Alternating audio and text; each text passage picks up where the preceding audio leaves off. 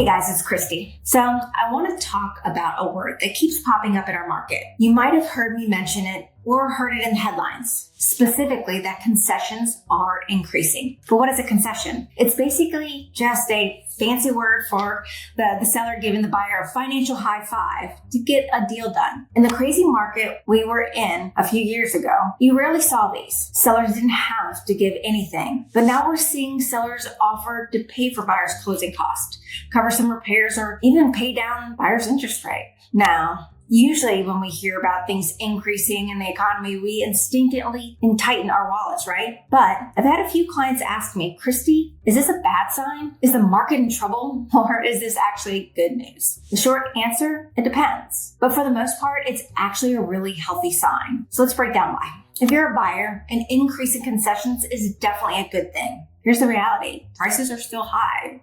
Rates are what they are. Concessions can be the magic wand that makes the math work. Instead of asking a seller to drop the price by $10,000, which could save you some money on your payment, you could ask them for $10,000 in concessions to buy down your interest rate or to pay for closing costs that you might be already bringing to closing. So for buyers, this signifies opportunity. It means you have leverage again. You can negotiate. Now, is this bad? If you're a seller, it might feel bad compared to 2021. It might feel like you're losing money, but you have to change your perspective.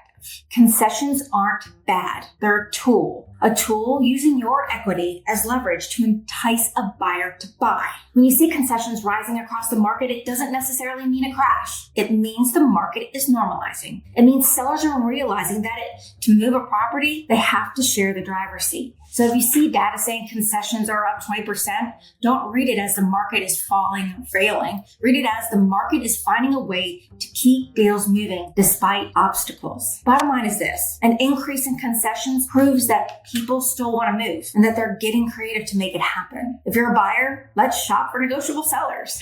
And if you're a seller, let's strategize on how to use concessions to make your home the most attractive one on the block without slashing your price. If you're confused about what you can ask for or what you should offer, just shoot me a DM. Let's look at the numbers together.